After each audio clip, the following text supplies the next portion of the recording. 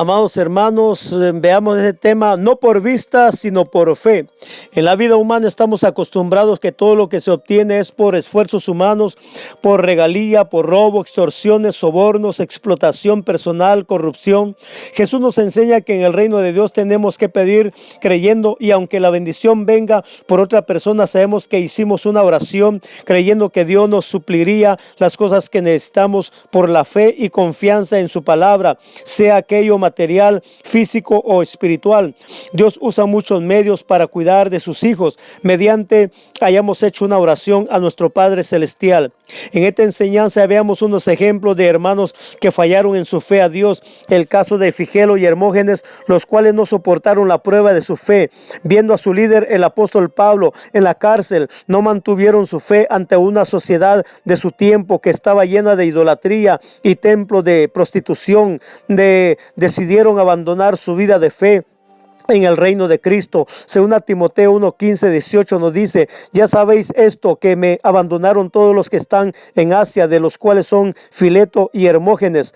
Tenga el Señor misericordia de la casa de Onesíforo, porque muchas veces me confortó y no se avergonzó de mis cadenas, sino que cuando estuvo en Roma me buscó solícitamente y me halló. Concédale el Señor que haya misericordia cerca del Señor en aquel día, y cuando nos ayudó en Éfeso, tú lo sabes mejor. Cuando dejamos de creer en la promesa de Dios y la vida eterna, buscamos las cosas más fáciles como la religiosidad, lo carnal y el materialismo, y esto nos guía a la falsedad y nos aparta de la verdad, como el caso de Himeneo y Fileto. Ellos vieron que el evangelio es una doctrina sana y es perseguida, por lo cual optaron por una religión más fácil. Según Timoteo 2:17-18, y su palabra carcomerán como gangrena, de los cuales son Himeneo y Fileto, que se desviaron de la verdad, diciendo que la resurrección ya se efectuó, y trastornan la fe de algunos.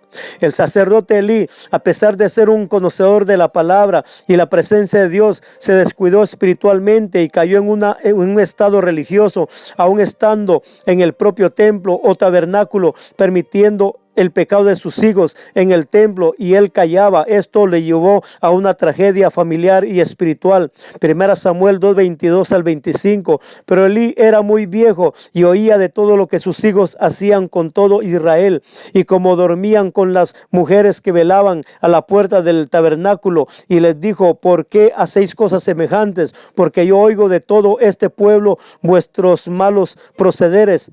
No, hijos míos, porque no es buena fama lo que yo oigo, pues hacéis pecar al pueblo de Jehová. Si pecare el hombre contra el hombre, los jueces le juzgarán, mas si alguno pecare contra Jehová, ¿quién rogará por él? Pero ellos no oyeron la voz de su padre, porque Jehová había resuelto hacerlos morir.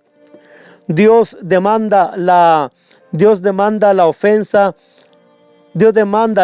a las cosas sagradas del templo.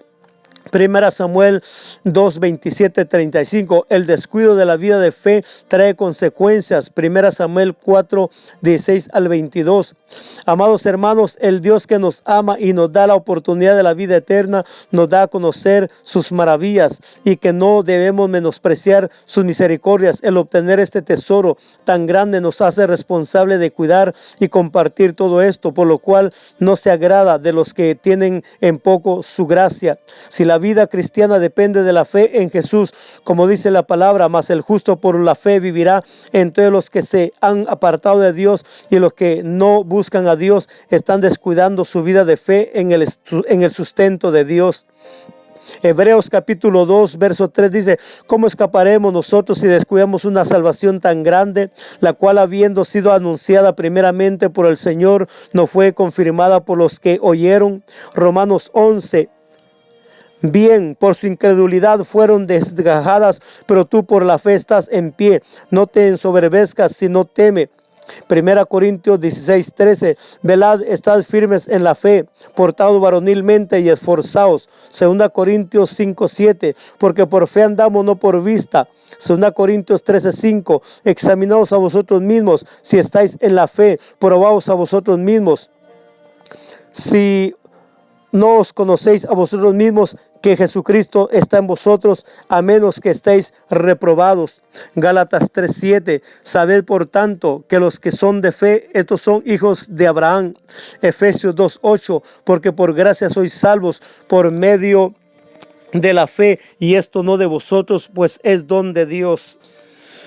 Continúo, amado hermano, hablando sobre la vida de el profeta o el sacerdote Elí, y dice: vino un varón de Dios a Elí y le dijo: así ha dicho Jehová, no me manifesté yo claramente a la casa de tu padre cuando estaban en Egipto en casa de Faraón, y yo les escogí por mi sacerdote entre todas las tribus de Israel, para que ofreciese sobre mi altar y quemase incienso y llevase ephod delante de mí, y di a la casa de tu padre todas las ofrendas de los hijos de Israel.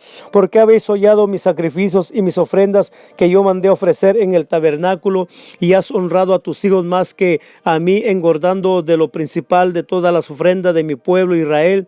Por tanto, Jehová, el Dios de Israel, dice: yo había dicho que tu casa y la casa de tu padre andarían delante de mí perpetuamente, mas ahora ha dicho Jehová: nunca yo tal haga, porque yo honraré a los que me honran, y los que me desprecian serán tenidos en poco. Aquí vienen días en que cortaré tu brazo y el brazo de la casa de tu padre, de modo que no haya anciano en tu casa. Verás tu casa humillada mientras Dios colma de bienes a Israel, y en ningún tiempo habrá anciano en tu casa. El varón de los tuyos que yo no corté de mi altar será para consumir tus ojos y llenar tu alma de dolor, y todos los nacidos en tu casa morirán en la edad viril. Y te será por señal esto que acontecerá a tus dos hijos Ofni y Finés, ambos morirán en un día, y yo me suscitaré un sacerdote fiel que haga conforme a mi corazón y a mi alma, y yo le edificaré casa firme, y andará delante de mí ungido todos los días. Cuando Elí oyó el estruendo de la gritería, dijo: ¿qué estruendo de alboroto es este? Y aquel hombre vino a prisa y dio las nuevas a Elí.